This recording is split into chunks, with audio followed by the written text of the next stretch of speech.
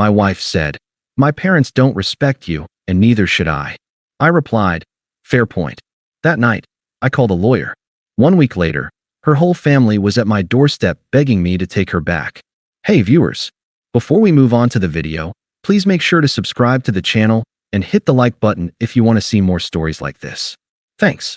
I'm writing this because I'm still getting calls from Jessica's family, and I need to be clear about what happened. This isn't a story about a misunderstanding or a marriage that could have been saved.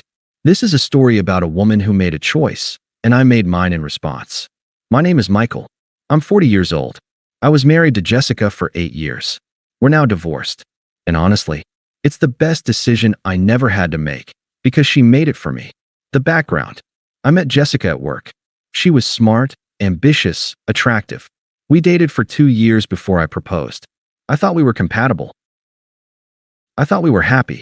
Her family was a different story. They were wealthy. Her father is a successful real estate developer. Her mother comes from old money. They had expectations. Specifically, they had expectations about who their daughter should marry. I wasn't that person. I could tell from the first dinner with them.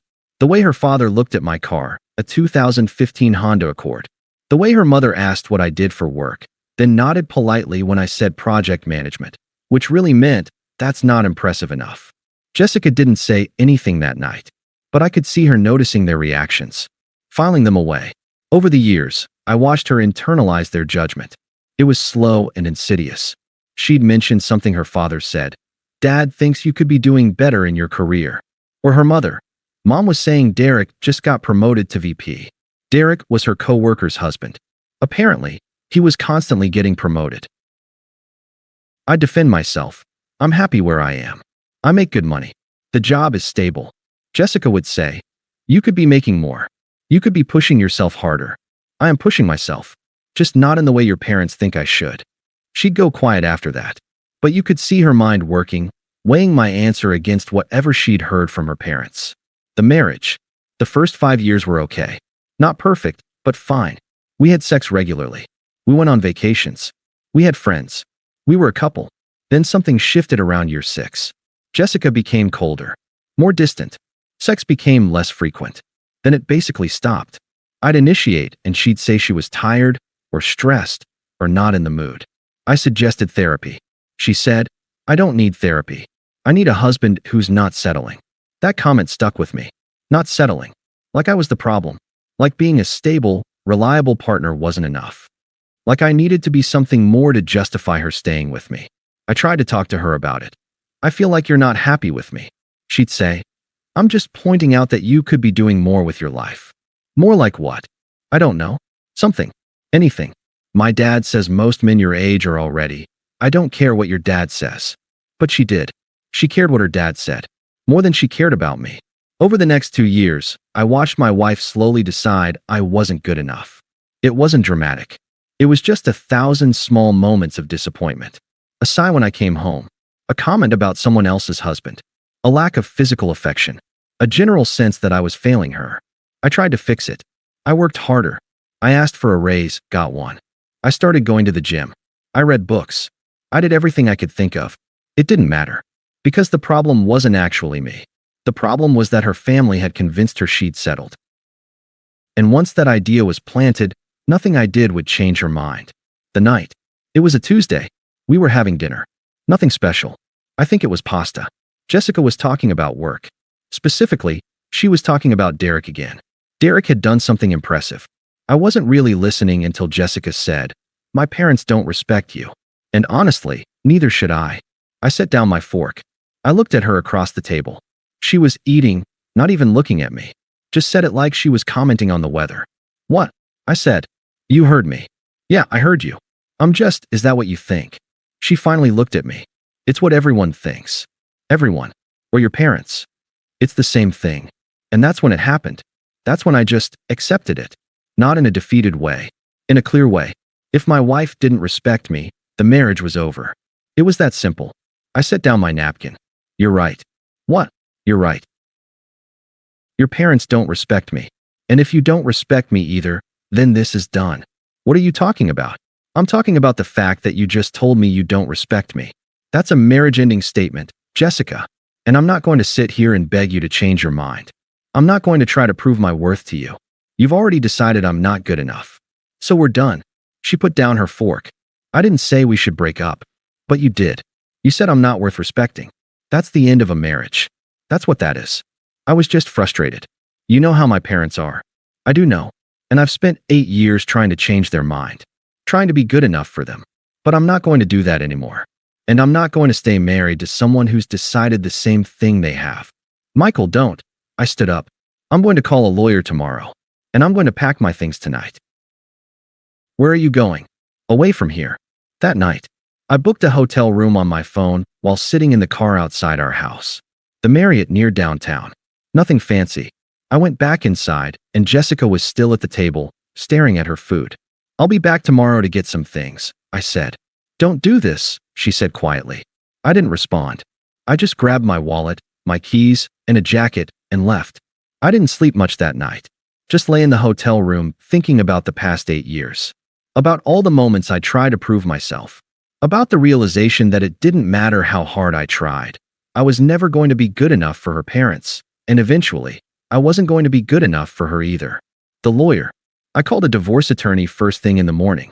His name was Robert. He was professional, efficient. I explained the situation. 8 years married, no kids. We owned a house. We had savings. We had retirement accounts. What are you looking to get out of this? He asked. I want to divide everything fairly. 50-50. I want this to be clean. He paused. Most men try to. I don't care what most men do. I want her to understand this is over. If I fight her for money, she'll think this is about money. It's not. It's that I won't stay in a marriage where I'm not respected. Okay, he said slowly. I can work with that. Papers were filed within a week. Week 1. I went back to the house on Wednesday to pack. Jessica was at work. I threw clothes, books, my laptop, and personal items into boxes. I didn't take anything I couldn't claim was mine. I didn't try to be difficult about it. I hired a moving company to put my stuff in a storage unit. By Thursday afternoon, I was officially moved out. I got a call from Jessica Friday night. Her voice was panicked. Where are you? When are you coming home? I'm not coming home. You can't just leave. We need to talk about this. We can talk to our lawyers about it. Michael, please. We can fix this. We can go to therapy, or fix what? Jessica? You don't respect me. I'm not going to therapy to convince you to. Either you respect me, or you don't. I was stressed. My parents were being difficult, and you decided I wasn't worth respecting. And you're right. I'm not worth respecting if you have to convince yourself to do it. You should be with someone you naturally respect. Someone your parents would approve of. I'm not that person. That's not fair. It's completely fair. And it's what you said. I hung up. The process. The divorce moved quickly because I didn't fight anything. The house was split 50-50ths. Our retirement accounts were split proportionally. Our debt was divided fairly. Alimony wasn't an issue because we both had good jobs. Jessica's lawyer kept trying to get more out of me. More of the house equity. More from retirement. More from everything. My lawyer would call and say, she's pushing back on the settlement. I'd say, offer her exactly what we said. Fair division. If she wants to fight, we'll let a judge decide, but the outcome will be the same. After 3 weeks of this, she accepted. Moving forward, I found an apartment on the other side of the city. Not too far, but far enough that I wouldn't accidentally run into her at the grocery store every week. It was a nice place. 1 bedroom, hardwood floors, good natural light. It was mine. All mine. I told work I was going through a divorce. They were sympathetic. Gave me some flexibility. Nobody made it weird. I started going to the gym again.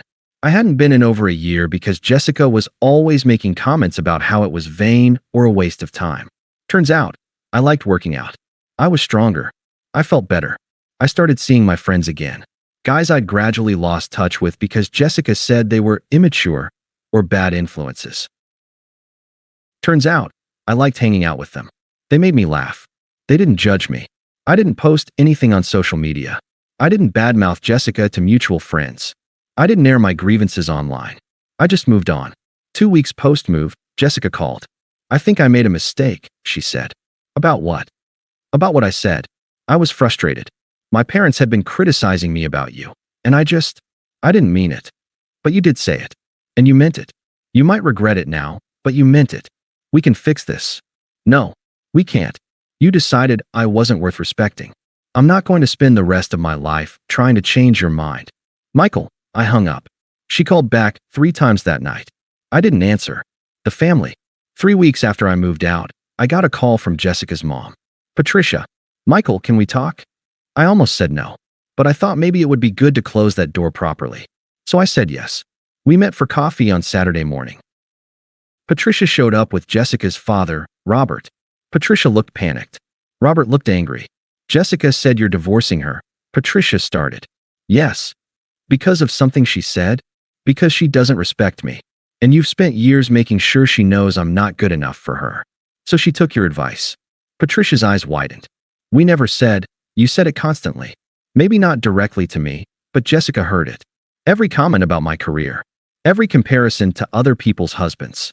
Every sigh when I walked in the room at family dinners. Jessica heard all of it. And she believed it. Robert leaned back. This is insane. You're throwing away 8 years because your feelings are hurt. I'm ending a marriage because my wife doesn't respect me. And I'm not going to spend decades trying to earn it back from someone who's already decided I'm not worth it. Patricia's voice cracked. We can fix this. We can talk to Jessica. We can make her understand that you're a good man.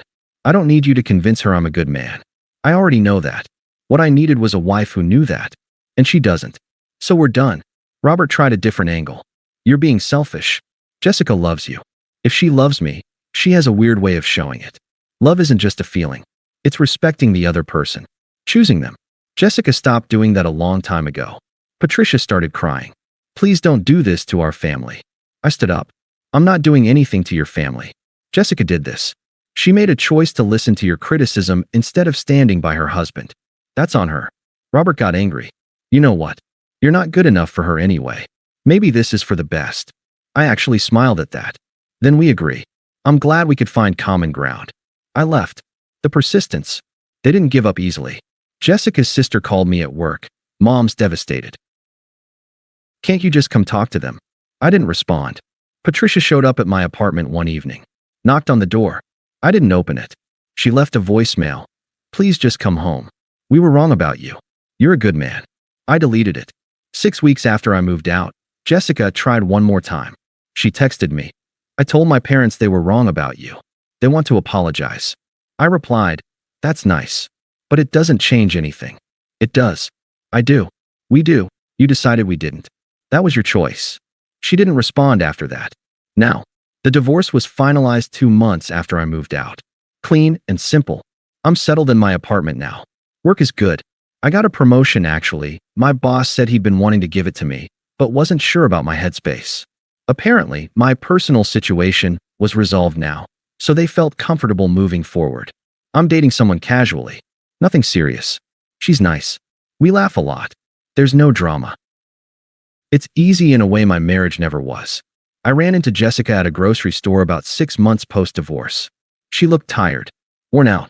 She approached me. Hi, she said. Hey, I said back. How are you? I'm good. You? I'm okay. My parents have been helping me figure things out. That's good. Awkward silence. I'm sorry, she said. For what I said. For not standing up to my parents. I know. Does that change anything? I looked at her for a moment. Really looked at her. The woman I'd married. The woman I'd tried so hard to be good enough for. No, I said. An apology doesn't undo the years of disrespect. It doesn't undo the moment you decided I wasn't worth fighting for. You had a choice, and you chose your parents' opinion over your marriage. That's a choice you have to live with.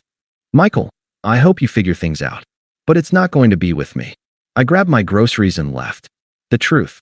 People ask me if I regret how I handled it. If I should have tried harder. If I was too quick to give up. But here's the thing. I didn't give up. Jessica gave up. I just accepted it and acted accordingly. When someone tells you they don't respect you, you have 2 choices. You can spend years trying to prove them wrong. Or you can believe them. I believed her. And the moment I did, everything became simple. The divorce was simple. The division of assets was simple. Moving on was simple. Because I wasn't fighting for something that was already gone. I was just acknowledging what was already true and moving forward. Jessica's family wanted me to fight for her. To prove I was worth it. To jump through hoops and win her back. But I wasn't going to do that. Because the moment someone decides you're not worth fighting for, The only thing left is to accept it and walk away. That's what I did. And I've never been happier. Thanks for watching. Make sure to subscribe to the channel and hit the like button. What do you think about this story? Share it in the comments.